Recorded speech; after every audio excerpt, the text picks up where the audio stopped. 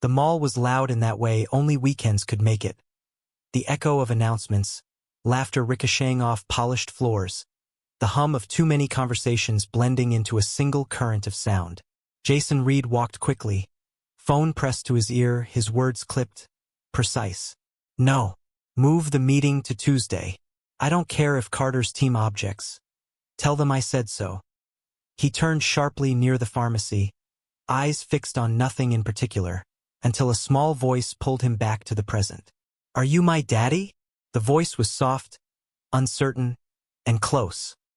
He stopped mid-step, the words on his tongue crumbling into silence. A little girl stood before him, no more than 5, with messy curls and a pink dress smudged at the hem. Her shoes were slightly scuffed, and in her hands, she clutched a stuffed bunny with one ear drooping. Jason's phone dropped from his ear. The child blinked up at him, her gaze wide, solemn. Behind them, the automatic doors of the pharmacy slid open.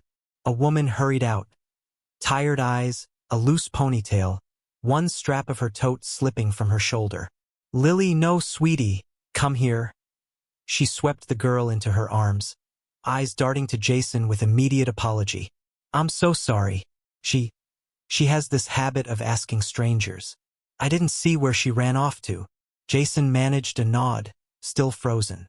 The woman, Anna, gave a tight smile and turned to go. The little girl peeked over her mother's shoulder, her eyes still fixed on Jason. Her brow furrowed slightly, thoughtful, as if something hadn't quite made sense yet. And then they were gone, just a mother and child weaving back into the noise. Jason stood there a moment longer. Then slowly he picked up his phone. But the call, and whatever it had been about, no longer seemed important. Jason sat in the back seat of his car, the mall now a reflection in the tinted glass beside him. The air inside was still expensive. His driver, Mark, waited quietly up front, hands resting on the wheel, accustomed to silence. But Jason wasn't silent. Not inside. He stared ahead, fingers tapping once against his knee, then again. The girl's voice replayed in his head like a melody he couldn't turn off. Are you my daddy? The words should have been absurd. A child's mistake. But something in them, the shape of her face, the tilt of her head, kept tightening in his chest. He hadn't let himself think about Anna Carter in years. Not since that rainy weekend on the coast. Not since the night after his divorce papers were signed and his father's will arrived the same morning. She had worked the late shift at that seaside diner, wiping down counters with tired hands. She'd poured him coffee and let him sit there for hours. When he finally spoke, she didn't ask questions. She just listened. It had been easy. They had walked the beach after midnight. She was barefoot. He carried her shoes. He remembered the scent of sea salt on her skin. How she laughed once. Quick, unexpected. When he told her he hated his middle name. He hadn't laughed in weeks, but that night he did. In the morning, she slept with one arm across his chest, and the rain tapped softly on the window pane. By afternoon, he was gone. No note, no goodbye. He hadn't meant for it to be cruel. He just didn't know how to stay. And now, years later, a little girl had looked up at him with eyes that reminded him of someone he never let himself miss. Jason pulled out his phone and opened a private contact thread. His assistant, Lauren, answered immediately. Mr. Reed, I need a name, he said quietly. A woman, Anna Carter. She was at the pharmacy in Westmore Mall about 20 minutes ago. She has a daughter. Find out what you can. There was a pause. Lauren knew better than to ask why. I'll call you back within the hour. Jason ended the call and leaned back, one hand dragging over his jaw. That night, he didn't sleep. The next morning, Lauren sent a single text. Anna Carter, age 32, lives in Fairview, works part-time, recently let go from a local diner, applying for jobs, no spouse listed. Daughter's name is Lily, age 5. Jason stared at the words. 5. That weekend on the coast had been 5.5 years ago. He closed the message and didn't open it again. But the image of the girl's face lingered, sharp as glass. 3 days later, Anna got a phone call she didn't expect. A shop manager at Westmore Mall, some trendy clothing store she'd never stepped into, said they were hiring a janitorial position. Her name had come recommended. They could offer steady hours. No interview needed if she was willing to start right away. Anna hesitated. It wasn't glamorous. It wasn't what she trained for, but she had rent to pay, and Lily needed new shoes. Yes, she said. I can start tomorrow. Jason watched her arrive on her first day from the security room. The feed was black and white, grainy, but it was her. She moved slowly, her hair tied back, sleeves rolled to her elbows. She wiped windows and picked up wrappers with a small frown of concentration. Lily wasn't with her. Jason exhaled slowly and walked out of the room. That afternoon, he sat in the food court with a coffee he didn't drink, watching her pass through the edge of the crowd. She didn't see him. She kept her head down, focused, efficient. Every day for the next 2 weeks, he found a reason to be there. Sometimes in his car, sometimes in plain sight.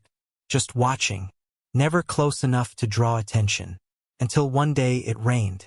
Anna was waiting by the loading dock with a broken umbrella and soaked sleeves. Her shift was over. She'd missed the bus. Lily was with a neighbor, and Anna's phone had died 2 hours ago. She held her tote tighter, water dripping from the hem of her jeans. That's when the man stepped up beside her and offered an umbrella. "Looks like a bad one," he said gently. She turned. Took a moment to recognize him.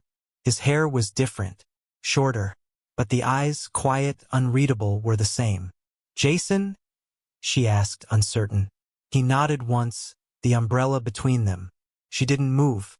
"I didn't think I'd see you again," she said finally. "I wasn't sure I'd see you either."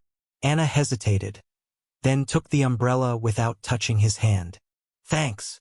Jason stepped back. "Take care." She turned and walked into the rain. But that night, she lay awake, remembering his voice, the way he hadn't pushed, the silence he left behind. And the next morning, she found a tiny umbrella tucked into her locker with no note, just a paper tag marked, "For the next storm." She stared at it for a long time. Weeks passed. One Thursday evening, Lily sat on a bench beside the mall fountain, scribbling on the back of a takeout menu. Jason, walking by from the lower level, paused when she looked up. He wasn't sure what made him stop, but something in her stillness, her focus, caught him. She held up the paper. "This is our house," she said proudly. Jason blinked. "Your house?" Lily nodded. "From my dream. Mommy says dreams are where we remember things we forgot." She handed him the drawing. A 2-story white house with a green roof, a swing on the porch, a crooked chimney. Jason froze. It was his childhood home. The one he left when he was 17. The one he hadn't seen in over 20 years. His heart stuttered. He looked at Lily, who was now humming quietly and swinging her legs. He didn't say anything. He just folded the paper carefully, like something sacred, and tucked it into his coat. At night, Jason stood alone in his study. Lights off, the only illumination coming from the street lamp outside filtering through half-closed blinds. The drawing sat on his desk. He stared at it. The crooked chimney, the swing that creaked in windstorms, the cracked porch step his father never fixed. How did she draw it? How could she know? He reached for the drawer he hadn't opened in years and pulled out a small photo. Faded, folded, edges curled. Him at age 10, standing barefoot on the porch. That same house behind him. Same swing. Same slanted shutters. The dream Lily had drawn wasn't just close. It was exact. The next day, Jason didn't go into the office. Instead, he drove. Not far, just a short turn off the interstate. A neighborhood tucked behind a row of fast food chains and overgrown hedges. The house was still there. A little more worn now. The new owners had painted it yellow. The swing was gone. He sat in his car for 20 minutes, then left without knocking. On the way back, he called Lauren. "Get me everything we have on Anna Carter. Medical, financial, the works. And her daughter, Lily." A pause. "Are you sure?" Lauren asked, voice softer than usual. "I need to know," he said. "I need to know if she's mine." 3 days later, Jason stood outside the store where Anna worked, arms crossed. He didn't mean to be obvious, but she spotted him anyway. She was emptying the trash. Her hair was pulled back, and there was a smudge of something, maybe coffee, on her sleeve. Their eyes met. She froze. He stepped forward. "Can we talk?" Anna hesitated. She glanced at the manager inside, then set the trash down gently. They sat on a bench near the service hallway. She didn't say anything at first. "I didn't know you'd be here," Jason said. She gave him a tired look. "Didn't you?" He exhaled. "I arranged the job. Quietly. I just wanted to help." Anna looked away. "You disappeared, Jason. No note. No number." "I know. I wasn't in a place where I knew how to stay." She folded her arms. "And now," he looked at her carefully, "now I think I saw my daughter. And she asked me if I was her father." Silence. Anna blinked, then let out a slow breath. "You want to know if she's yours?" she said. Jason nodded. Anna reached into her pocket, pulled out a worn photo. Lily in a Halloween costume, smiling. She handed it to him. "She is." The words were quiet, final. Jason stared at the photo. His throat tightened. Anna leaned back. "I never asked for anything. I wasn't going to. You made your choice when you left." "I didn't know," he said. "Not for sure. You didn't ask." She was right. He looked at her. "I'm not here to change everything. I want to be present. If you'll let me." Anna didn't answer right away. Her gaze drifted across the mall floor, over people passing by, over the child-size handprints on the glass storefront. "She calls you her almost dad," she said quietly. Jason blinked. "What?" "She remembers your face. The one time. And the umbrella. And you in the food court eating fries alone." Anna smiled faintly.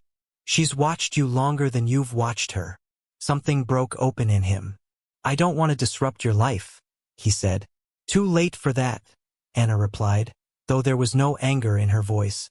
He stood. "I'll respect whatever boundaries you need. But I'd like to know her." Anna nodded slowly. "We'll start small. You can walk us home after shift tomorrow." Jason swallowed hard. "Thank you." It started with small things. An extra sandwich in his bag, one for Lily. A sketchbook he left anonymously, but Lily knew it was from him. He showed up with mittens on the first cold day. Not expensive ones. Just warm. Well, handmade. He never asked to come inside. He waited at the corner each evening, his hands deep in his coat, until they finished dinner and came out for a walk. Lily talked. About butterflies. About dreams. About a planet she swore existed only in her head. Jason listened. Sometimes Anna walked beside him. Sometimes she stayed behind. One evening, Lily slipped her hand into his. "Mom says you're helping," she said. He looked down. "I want to." She tilted her head. "Are you my dad?" Jason froze. "I don't know," he said honestly. "But I'd like to be here. If you'll let me." She nodded once, then leaned into his side without a word. From the window, Anna watched. Spring came in quietly. Jason brought a book of constellations. Lily loved stars. They sat on the grass outside Anna's building, tracing shapes in the sky. Anna joined them once, lying on a blanket, her arm brushing Jason's by accident. She didn't move away. Later that night, he found a drawing in his coat pocket. 3 stick figures, holding hands beneath a bright yellow sun. Anna, Lily, and him. He closed his eyes, holding the paper tight in his hands. One day, Lily got sick. Fever, shivers. Jason brought soup, left it on the doorstep. The next morning, Anna found a note tucked into her purse. "You're doing so much with so little. She's lucky, and so am I." That night, she texted him for the first time. "Come over, just for tea." He sat at her small table. The place smelled like rosemary and honey. Lily slept in the next room. Anna poured tea. "You never asked why I didn't tell you." "I assumed you didn't want to." She shook her head. "I was scared you'd take her. That money would mean more than love." Jason looked at her. "I would never." "I know," she said softly. Now I know. She reached across the table, fingers brushing his. Neither of them said anything else. But something settled between them, not forgiveness, not yet. Something quieter. Something like trust. Autumn had arrived quickly. Evenings grew shorter, the wind cooler. Condensation gathered on windows, and the scent of fresh bread from the bakery felt warmer than ever. Anna came home exhausted, fingers raw from cleaning, her back sore after long shifts. But every night, she found something small in her bag. No note, no name. A thermos of tea when she'd lost her voice. A chocolate bar Lily called magic. A sprig of dried lavender tied with a ribbon. No one said who it was from, but she knew. He didn't smother them in gifts. Didn't make a show of it. He was just there, quietly, in time, in the right kind of silence. One evening, when Lily couldn't stop coughing, there was a soft knock at the door. Anna opened it and froze. Jason stood on the step, a worn blanket in one hand and a slim book of fairy tales in the other. "I know this is strange," he said, "but I had one like it when I was sick. I just wanted to leave it." He didn't come in, just handed it over, just nodded. An hour later, Lily was wrapped in the blanket, fast asleep, the coughing gone. Anna sat beside her in the dark, flipping through the book. On the last page, scrawled in quiet handwriting, it read, "For the nights that need more than medicine." A few weeks later, Lily fell at school, scraped her knee. Nothing serious, but the tears had been real. That evening, when Jason arrived, she ran to him proudly, bandaged leg and all. "Look, I got a hero bandage. But Mom says I was the brave one." He knelt, took her hand gently and said, "She's right, but you've always been brave." Then he reached into his coat and pulled out a lemon drop wrapped in crinkly foil. "Medic's orders," he said with a wink. Lily giggled and wore it like a medal around her neck. Anna stood nearby watching them, and for the first time allowed herself to believe that maybe, just maybe, they were becoming something whole. On Thanksgiving, Anna didn't cook. Not for lack of money. Jason had quietly reloaded her grocery card. But she simply didn't have the energy. She was about to tell Lily they'd have toast and cartoons instead, when someone knocked at the door. On the step was a cardboard box. No name. Inside, a small turkey, fresh vegetables, spices, even a hand-sized cinnamon pie. On top of the box, a child's drawing. A bright sun, 3 stick figures, and the words, "Happy Together." Lily gasped. "It's from him. I knew it. He knew you didn't want to cook, so now you have everything." Anna touched the box, took a breath. "Let's cook," she said. And they did. They laughed. And when Lily fell asleep with mashed potatoes on her cheek, Anna texted just one sentence. "Thank you for making a holiday feel like one." Jason didn't write back. But the next morning, she found a watercolor postcard in her mailbox. A snow-covered road, trees glowing under pale sunlight. On the back, "I didn't want to take anything from you, just give back what you made possible." Snow arrived early that year. Thin and fragile, it dusted the sidewalks with silver. Lily squealed with joy. Jason bought her mittens, not pink like a typical gift, but green with little star patches. Lily said she had galactic hands now. Anna watched him roll snowballs with her, carry her on his shoulders when she got tired, and still glance back at her, checking quietly if she was warm enough. One night, after Lily had fallen asleep on the couch, Anna stepped out barefoot, holding a mug of cocoa. "I don't know where this is going," she said. Jason looked at her carefully. "Neither do I," he said. "But I'm not going anywhere. Not this time." She nodded, handed him the mug. They drank side by side on the porch, wrapped in a shared blanket. And it started snowing again. It happened on a Monday. Rain pressed against the windows, steady and gray. Lily had stayed home sick. A low fever, nothing dangerous, just enough to make her clingy and quiet. Anna called out of her shift and sat by the couch, running cool cloths over her daughter's forehead while the kettle boiled. Jason had texted that morning. Just one word. "Anything." Anna hadn't answered. By noon, Lily had dozed off to cartoons. one arm clutching the galaxy mittens Jason gave her. Anna finally opened her phone to reply, but before she could type, the screen lit up with a message from her landlord. Electricity bill paid. Full balance cleared. Bank slip says J. Read. She stared at it. Her heart dropped, not from anger, from fear. He hadn't asked, hadn't told her. It wasn't the first time. She'd suspected something, the grocery card suddenly working again. The new pair of boots that perfectly matched Lily's worn-out size. But she hadn't confronted it. Until now. She stood by the couch a long time, phone cold in her hand. Then she messaged him. Come over. We need to talk. Jason arrived 10 minutes later. He didn't knock, just waited at the bottom step of her building until she opened the door. Is she okay? He asked first. She's asleep, Anna said. He nodded once, unsure, standing in the doorway like a man who wasn't sure he belonged. Come in, she said. Her voice was quiet, flat. Jason stepped inside. The apartment was dim, the heat barely holding. Lily's soft breathing filled the room like a metronome.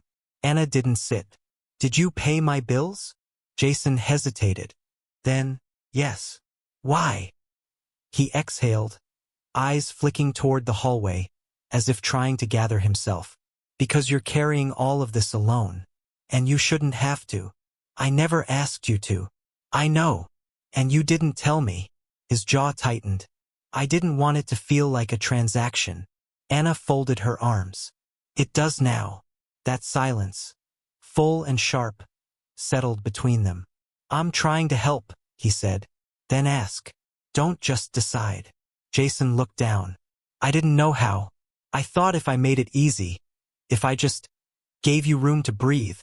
She cut him off. You're a stranger who left. And now you're a man who shows up and rewrites our life without asking. That's not room. That's control. Jason flinched. I never meant it that way. But you did it anyway. The words weren't cruel. Just true.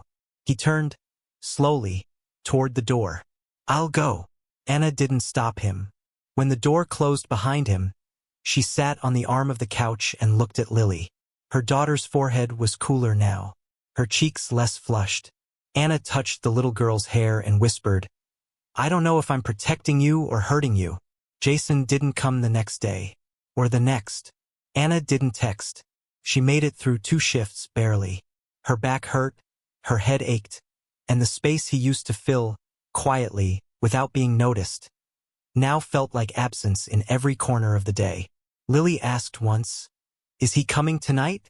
Anna just said, Not today, sweetie. On the 3rd day, Lily handed her a crumpled piece of paper. I drew this. It was the 3 of them again. But this time, Jason was standing farther away. And in his place beside Anna, there was a small tree. He turned into a tree? Anna asked gently. Lily nodded. He's still there. Just quiet. Anna didn't know how to explain grief that wasn't final. Only delayed. Only hovering. That night it snowed. A hard, fast snow. Loud against the windows, wind howling like it had something to say. Anna sat at the kitchen table with a single mug of tea going cold. Her phone was silent. Jason's name sat unanswered at the top of her recent texts. She tapped it, deleted it. Then, quietly, she whispered, Why couldn't you just ask? Jason sat alone in his car, engine off, snow frosting the windshield. He'd driven to her block twice that week. Didn't stop. Now he sat parked across the street from her building, lights off. The drawing Lily gave him, the one with the yellow sun and 3 names, sat folded in his coat pocket. He didn't dare unfold it. He thought about how easy it had been to walk away the first time, to believe he had nothing worth staying for, and how this time it had taken so little to be pushed out again. But this time he didn't leave town. He stayed in the cold, and waited. The next afternoon, Anna came home from the pharmacy, boots soaked through. She opened her mailbox and found an envelope. No name, no stamp, just a folded piece of paper inside. It was a child's drawing, not Lily's this time. Older, messier, but it was unmistakable. A house with green shutters. A boy on the steps. Jason. She turned it over. In small handwriting, "I didn't know how to stay, but I do now." Anna stood on the steps, paper in hand, snow melting in her hair. She didn't cry, but her fingers trembled. And when she got inside, she took out her phone. "Come tomorrow, 7 p.m. No gifts, just yourself." Jason arrived at 6:58. No umbrella, no coat with pockets full of surprises. Just him, in a gray sweater, boots damp from the snow, eyes uncertain. Anna opened the door before he knocked. He stood still. "Hi," he said. "Hi." She stepped aside. He entered without speaking further, brushing snow from his shoulders with a gentleness that matched the quiet in the room. Lily was asleep again. Flu fading slowly, her tiny form curled on the couch beneath the same blanket he had once brought. Anna motioned toward the kitchen. "Tea." He nodded. They sat at the small table where once he had fixed a broken chair leg. Where she had cried once, alone, in the middle of a storm, months before he ever came back. The kettle hummed. Steam curled between them. "I didn't want money to be the only thing I offered," he said, voice low. "But I know now you never asked for help. You asked for honesty." Anna didn't reply right away. She stirred her tea with slow, deliberate movements. Then, "I was scared. Of what I'd do." She looked at him. "Of what I'd feel. What Lily would feel." Jason lowered his gaze. "I thought if I gave quietly," he continued, "you'd feel safe. But I was still hiding, wasn't I?" Anna nodded. "A little." A long pause. Then she reached under the table and pulled out a crumpled envelope. "I wrote this," she said. "The night you left. I never sent it." He took it, unfolded it. The handwriting was smaller than he expected. Neat, careful. "You made me feel seen, and then you disappeared. I don't know what to do with that." He looked up. "Why show me now?" "Because I don't feel that way anymore," she said simply. "You came back. You stayed. Even when it was hard." Jason's fingers curled around the letter, slow and reverent. "Do you still want to be in her life?" Anna asked, not as a test but a door. He nodded. "Yes, whatever way you'll allow." She stood then, walked to the living room. Jason followed. They looked at Lily together. Tangled hair, faint freckles, soft breath. Anna whispered, "She thinks you're made of stars." Jason blinked. "I'm not. I know. But she doesn't need you to be magic. She just needs you to be here." He sat beside the couch, brushing a bit of hair from Lily's forehead. "She called me her almost dad. I didn't want to correct her. Felt like it belonged to her." Anna crouched next to him. "So what are you now?" Jason thought for a long moment. Then quietly, "Maybe just the man who shows up." Over the following weeks, nothing changed all at once. There were no announcements. No grand "we're a family now." No key exchange or plans drawn in permanent ink. But there was rhythm. Jason came for dinner twice a week. On Wednesdays, he picked Lily up from school and waited with her at the park until Anna finished work. On Saturdays, they painted together. Sometimes all three of them, sometimes just Lily and Jason while Anna read by the window. On Sundays, they cooked, quietly, shoulder to shoulder, learning the dance of shared space without stepping on toes. There were bumps. Lily got a stomach bug. Jason missed a pickup when a board meeting ran late. Anna once snapped at him for rearranging the pantry. But none of it fractured them, because now they spoke. And now he stayed. One morning, Anna found a note in Lily's lunchbox. Not from Jason. From Lily. A drawing done in red marker, 3 stick figures. Herself in the middle. Above it, "My real dad and my real mom." No almost. No hesitation. Just real. Anna folded it, tucked it into her coat pocket, and carried it through the day like something sacred. In early spring, they visited the edge of the city where Jason's childhood home once stood. The lot was empty now, only the outline of the porch still visible in weeds and cracked cement. He didn't speak much there. Just let Lily run her fingers over the stone remains of the steps. "It was here?" she asked. Jason nodded. "I used to sit right where you are." She pulled a wildflower from the grass and set it gently on the porch's shadow. Anna stood back, giving them space. Lily looked up. Does it make you sad? Jason crouched beside her. A little. Can we build a new one? Jason looked at her, surprised. Not a real house, she added quickly. Just one we all draw. Together. He smiled. Yeah, I'd like that. That night, back at the apartment, Anna pulled a folded page from Lily's backpack. 3 windows, 1 door, a garden full of stars, stick figures waving from inside. Underneath, in bold block letters, our house, just us, no almost. Anna put the drawing on the fridge. Later, Jason stood beside her, mug in hand, reading it again and again. She's rewriting us, he said softly. Anna nodded. Maybe we're letting her. He looked at her, something hopeful flickering behind his eyes. I'd stay, you know, not just near, not just around.